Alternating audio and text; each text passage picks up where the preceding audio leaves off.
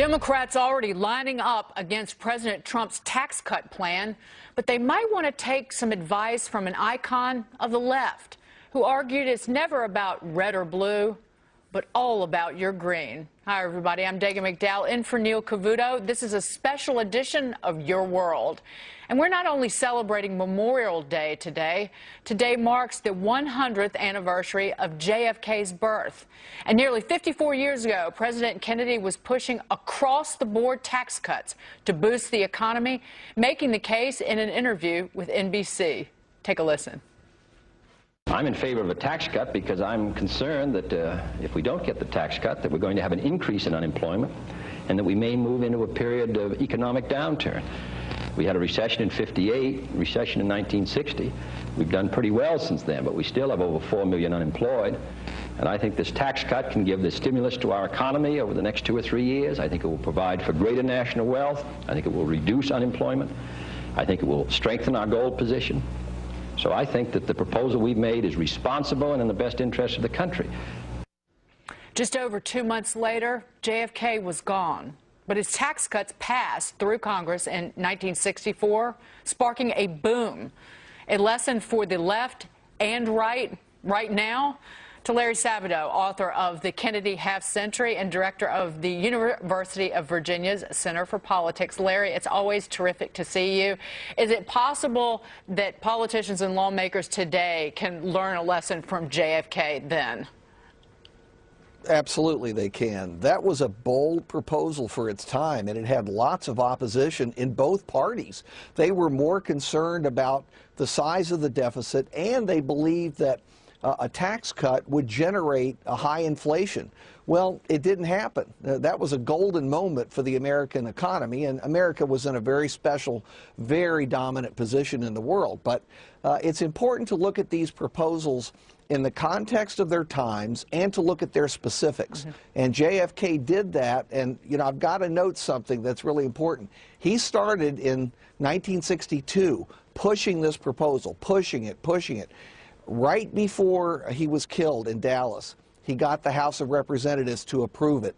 It was on the Senate schedule. Of course, it was up to Lyndon Johnson to do it, and what's amusing is Lyndon Johnson pushed it first. It got passed in February 1964 because Johnson also believed Kennedy was right, and he wanted to give enough time for the maximum economic effect to take hold, boosting his election prospects. That's exactly what happened.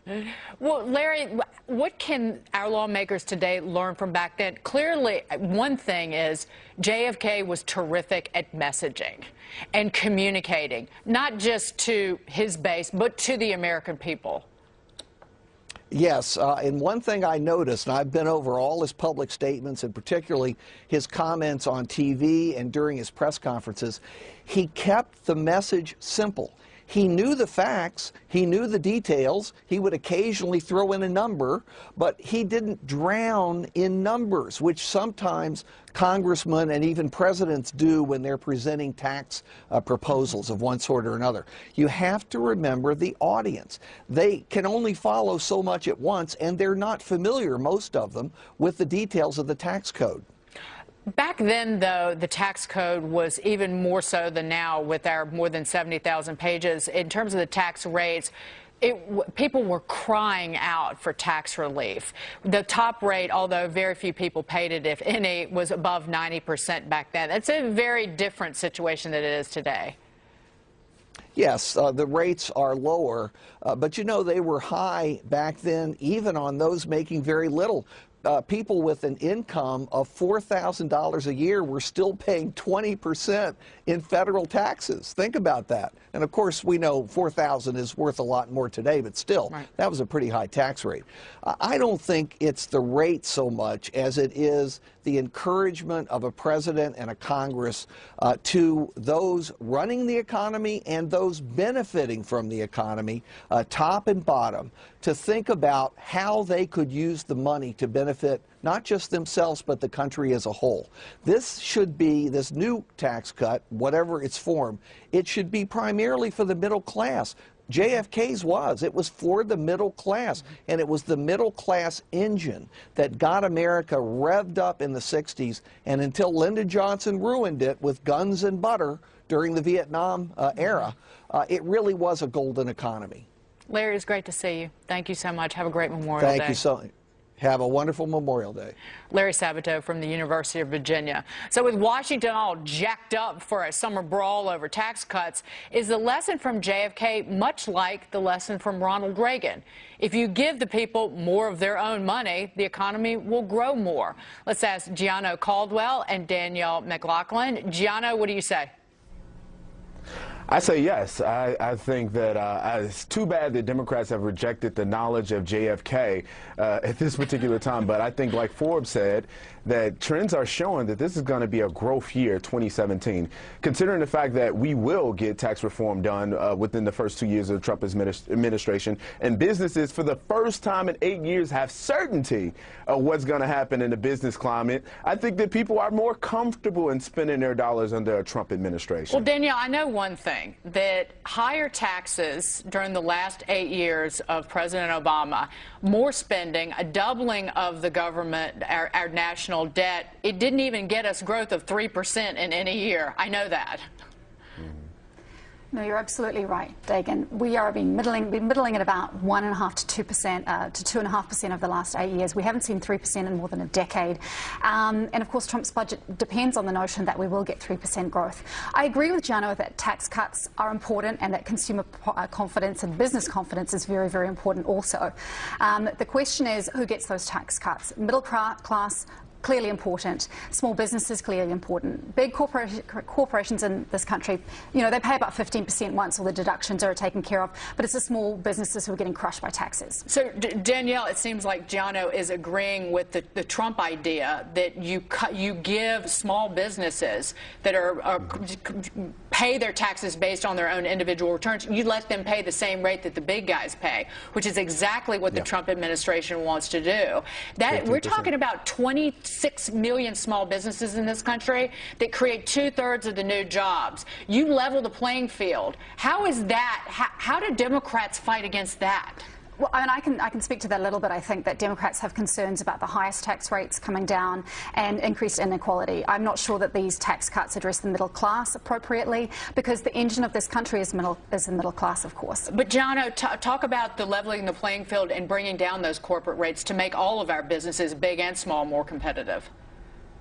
Well, when we talk about lowering it, that no matter if you're a freelancer, if you're a Fortune 500 company, if you're a mom and pop, you're paying the same tax rate. I think that is an excellent idea, and what we should do, especially considering the fact that the president's budget is usually more of a framework for Congress to push out. I think this is what we need to be doing, and it's the business of what we should be doing. And now that we finally have a united party in the House, the White House, Congress, all over, we can finally do something about it. And to speak to some of the Democratic hysteria over the tax plan, where we saw some issues where, well, not even issues, what people are saying, Democrats in the media are saying is issues, the $72 billion cut to Social Security, when in fact me as a person who worked for the Social Security Administration for over a decade in the SSI program, I can tell you there's a lot of waste, fraud, and abuse. And even the Inspector General had said this year that it was $1 billion sent to folks who shouldn't have received it, in terms of they didn't have SSN numbers, they have Social Security numbers. So there's a number of different things I think that this budget does very, very well, and it's going to cut, obviously, taxes for the middle class. I think that's very important here. Danielle, I'm going to give you the final word, but what has always concerned me about the tax code is that the people who get the short end of the stick are lower income Americans or middle income to income households because of the how complicated it is. And if you're trying to reform taxes and just double the standard deduction, which would make it easier to prepare your taxes, I don't understand how everybody in politics can't get on board with at least some elements of that. I think simplification is important. As you say, the tax code is 70,000 pages long. But I think we have to think about tax as well as a tool of sort of social construct. deduct. We have the mortgage interest deduction because we want people to buy houses. So there are reasons for complexity within that tax code itself. Well, you know what? There are no golden geese, I hope, in terms of tax reform, because you used to be able to deduct the interest on your credit card debt. You know who got rid of that? Ronald Reagan. The good old days. Yeah. How crazy is that, right? It was great to see you both, Danielle and Gianno. Thank you so much for being here. Law enforcement out in force. Parents on high alert as this weekend kicks off the busy summer concert season in the wake of that UK bombing. Are there ways to protect you and yours? We're on it. The TSA testing new security measures this holiday weekend at nearly a dozen U.S. airports. To Fox Business Network's Jeff Flock at Chicago's O'Hare International on what you can expect. Hey, Jeff. Dagan, happy Memorial Day to you. I'll tell you, it may be a happy Memorial Day, but at certain airports around the country, maybe not so much so, because the TSA is trotting out and testing new security procedures. It's going to make it a little more difficult to get through the lines. Take a look at the airports where you made the Memorial Day holiday and into the summer. Some big airports, some medium-sized airports, Detroit, Boston, LAX, even small ones like Boise and Fort Lauderdale. New procedures that will require you to take a whole lot of things out of your carry-on bags that you didn't have to before. You're used to taking your laptop out. Well, get ready to take a lot more out. Like, look at this. Chocolate will have to now become something that you take out of your bag. That's because they found that chocolate looks an awful lot like plastic explosive when it goes through the security machine. Books also will have to come out because they're thick, and when someone has a book in there, they can't see what's under it. So then they have to go and, open the bag and all that sort of thing. So they want to put your book in a bin. iPads and tablets, anything essentially larger that's electronic, that's larger than a cell phone, will have to come out. As well as all food, any kind of food whatsoever gives the screeners a problem, and so that will have to go in a bin. A lot of those bins out there, people are not big fans of them, but there you go. Here's the only good news that I have to report, Dagan, and that is this won't roll out nationwide. TSA says until they're sure that they can do it without a lot of delay. In addition, if you're a TSA pre-check, it won't apply to you. You'll be able to just walk right through, leave your bag full. Maybe a little more incentive to get one of those pre-check designations. Oh, good. So I don't need to worry about carrying that hoagie and a couple of pomegranates with me when I fly. Thank you, Jeff. Well, yeah, you can bring them with you, but you're going to have to stick them in a bin. I'm pre-check, baby. I am pre-check. I'm no dummy. Thank you, Jeff. It was good to see you. Jeff Flock for us at O'Hare International Airport. Now to the other threat, terrorists targeting young people at an Ariana Grande concert in England, raising new concerns as the summer concert season kicks in over here.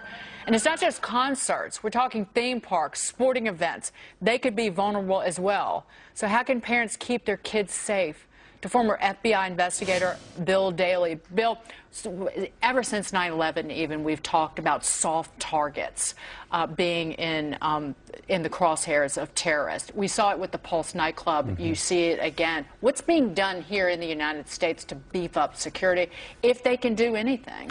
Well, certainly security is looking more about patterns of behavior. They're trying to find out if they have people doing reconnaissance coming in and out of locations, and through facial recognition, security and law enforcement are trying to pattern people's behaviors to see if they have repeat behaviors that indicate they have a problem. However, ultimately, Dagan, it's really up to ourselves to take care of ourselves and our families. And we saw during the tragedy over Manchester is that people are scrambling to try to find their children and connect with them.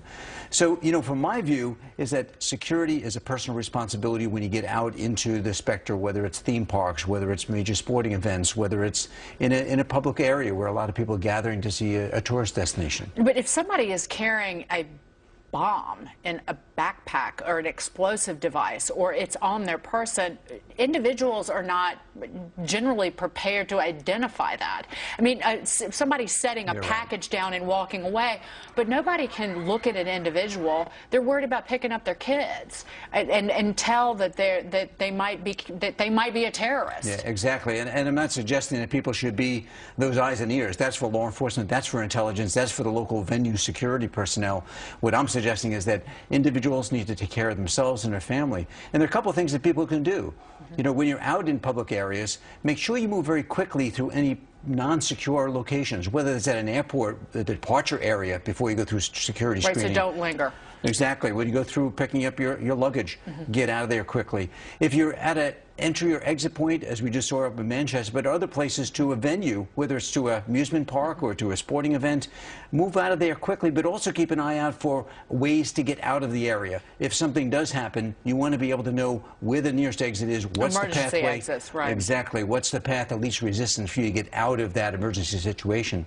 And the other point, which is very important, is where your family should gather. So if they get separated, just maybe through the normal course of going off and getting a bit lost, but also in the event of emergency where you can't use cell phones, you can't communicate, where are you going to gather? You're going to go back to the family car? Is there a place at a hotel? Is there a corner you're going to meet at? It needs to be someplace away from that venue you're at, because if that's the epicenter of the incident, it's going to be chaotic. So what we're going to do is say, we will all meet here. In case something happens, we get separated, we will meet here and we'll wait for you. We won't move from this location until we all gather. In terms of increased security screening at, say, venues throughout just the United States, as an example, one of the problems is when you start doing that, you create, again, choke points where people are crowded. You come up with crowds, and you make those people somehow even more vulnerable to terror attacks. Yeah, I mean, that's one of the challenges here. People often say, well, then just move the security checkpoint out further. Well, I mean, how far do you move it out to? You move it out to the curbside. We talked about that after the bombing in Brussels at the airport, about you start screening cars out, well, then you're creating another choke point. A choke point and a vulnerability. So I think at some point we're going to be looking at other means, technology means, be able to better screen people. But right now, I think security and law enforcement and local security forces take care of the venue. You, when you go there with your family, yes, be aware of your surroundings, but make sure you're preparing to take care of yourself and your family. That's number one. Bill, great to see you. Thank you so much. Have a great Memorial Day, Bill Daly. So far, markets shrugging off the terror fears. Why someone here fears that. And flipping the leader of the free world, the bird. Democrats promise. Despite new terror fears and a seemingly constant buzz of controversy surrounding the White House, investors are buying stocks, hoping the GOP can pass the president's economic agenda. Let's get reaction from Scott Martin, Jessica Tarlov, and Larry Glazer. I begin with you, Larry. Stocks at record highs. What's going on? Look, both Memorial Day and the stock market rally have something in common, and that's the P's. Memorial Day is about honoring the nation's protectors. It's about picnics, and it's about parades with family. And the stock market rally is about profits, and it's about pro-growth policies with an eye of optimism towards the future. So the risks that we have today are not so much from horrible geopolitical events, terrible terrorist events. It's really from partisan politics derailing policy that leads to profits. And I think that's the real concern here, is this is really what affects the stock market. At the end of the day, it's profits, and those policies are directly tied to profits. Well, so if the stock market tanks, Jessica, then you guys are to blame. Oh, no, please don't blame us, unless you're going back and you're going to blame George Bush for something, which would be a Memorial Day miracle.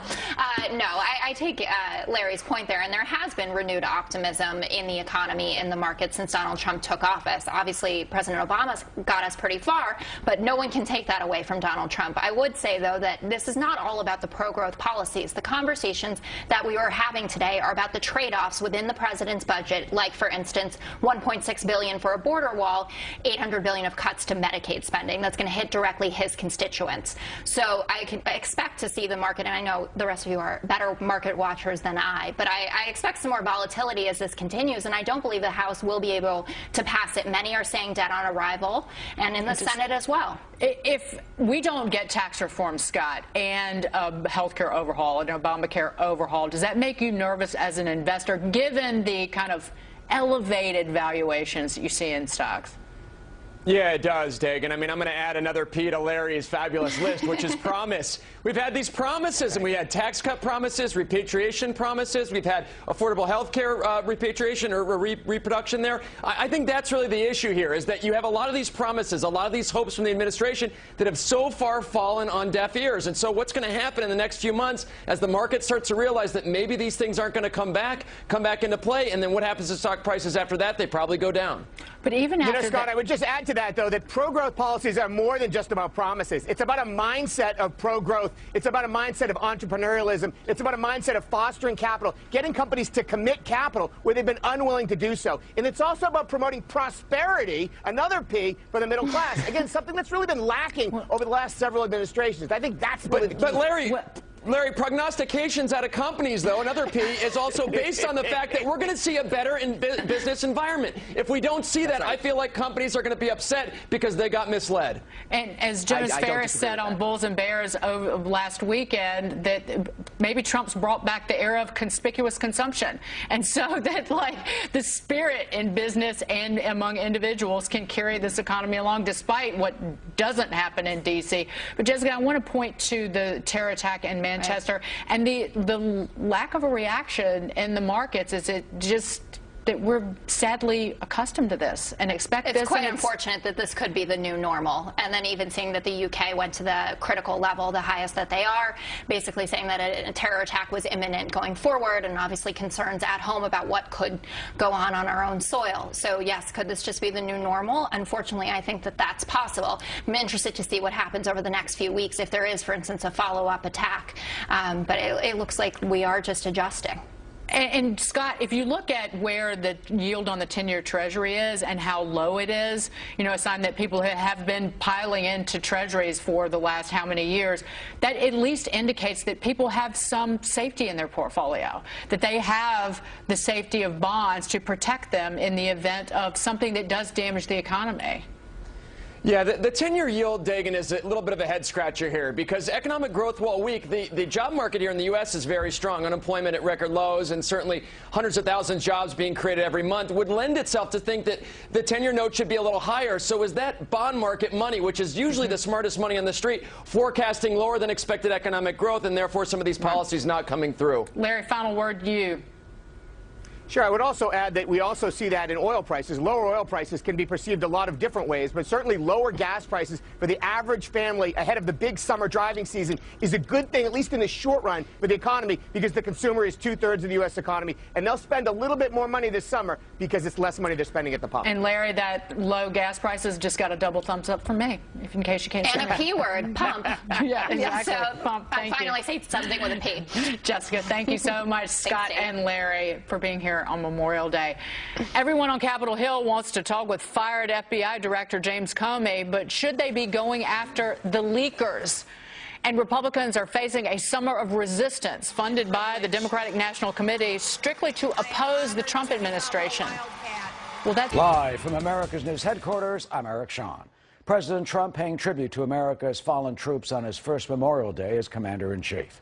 During a ceremony at Arlington National Cemetery in Virginia, the president said, "We only hope that every day we can prove worthy of their sacrifices." He also visited a section of the cemetery where U.S. military members killed in Iraq and Afghanistan are buried, including the son of Homeland Security Secretary John Kelly. Lieutenant Robert Kelly died in Afghanistan in 2010. Police arresting Tiger Woods on a DUI charge happened in Jupiter, Florida, north of Miami. TMZ reporting an officer smelled alcohol and Woods refused to take a breathalyzer test. The golf champ has not played for months. He's been out for the rest of the season recovering from back surgery. I'm Eric Shawn. Now back to your world and Dagan and a special tribute on this Memorial Day.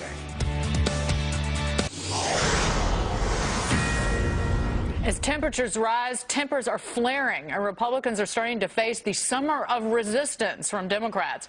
Notre Dame grads walking out during Vice President Mike Pence's commencement address.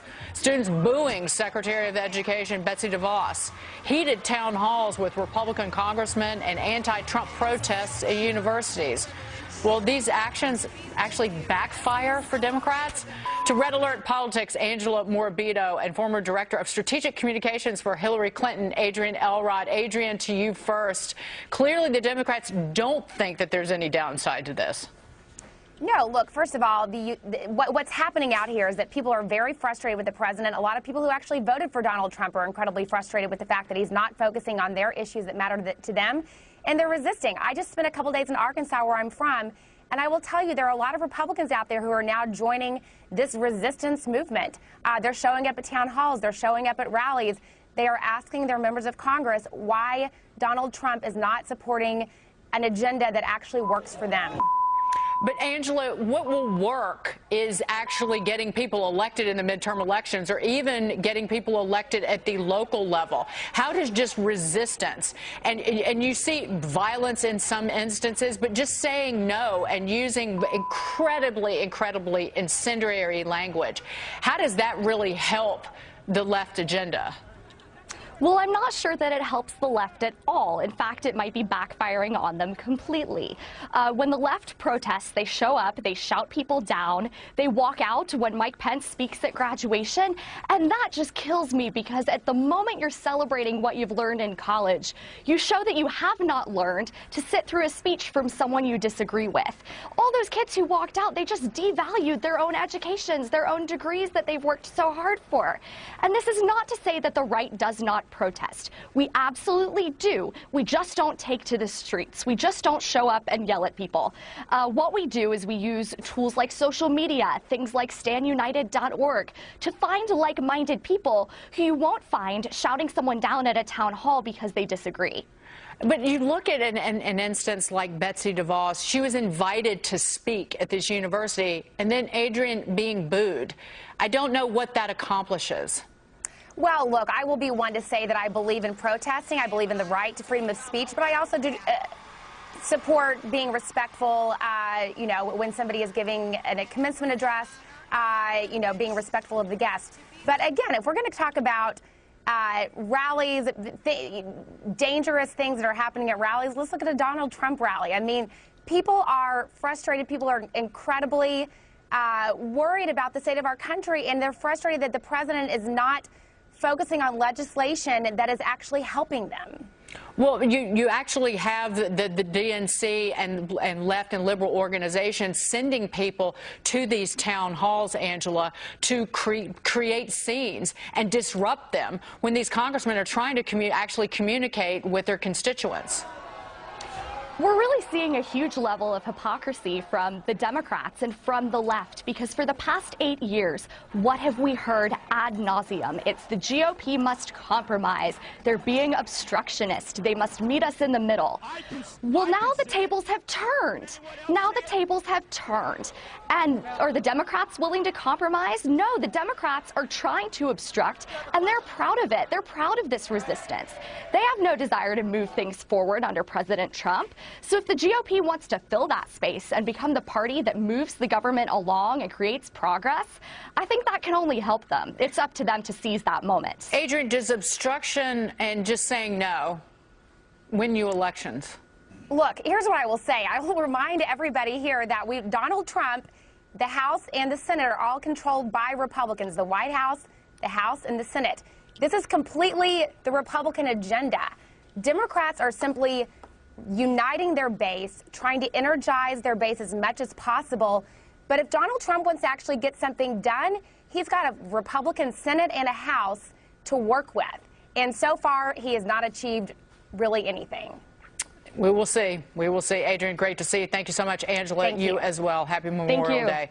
As Congress focuses on the Russia investigation and the firing of former FBI Director James Comey, leaks continue to flow from intelligence agencies. Is that what... I understand politics, but this cuts to the core of intelligence communities running rogue here, and who knows who else. When you question the motivation, why are they leaking this very sensitive information? And then, quite frankly, I think this is something that the special counsel should be looking at in terms of leaks as they may have related to the Russian probe. Time to look for the leakers. Former FBI Director James Comey is set to testify before the Senate Intelligence Committee this week. But should Congress be more worried about the leaks coming from inside the intelligence agencies? Former Department of Justice official Tom Dupree says that these leakers are putting the U.S. national security at risk. Tom, it's something President Trump has said time and again, and sure enough, last week after the Manchester bombing, information was leaked to the New York Times. The British, even the Prime Minister, outraged.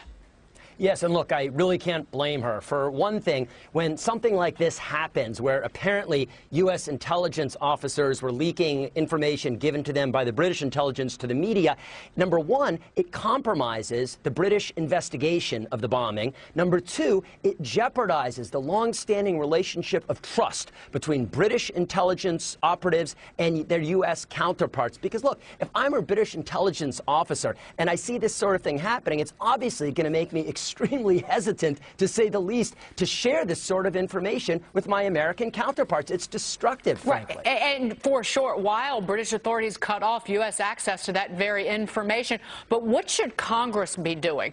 Everybody, particularly on the left, is so fixated on Russia and alleged collusion with the Trump campaign. But this is a more grave threat, big picture, to the safety of this country.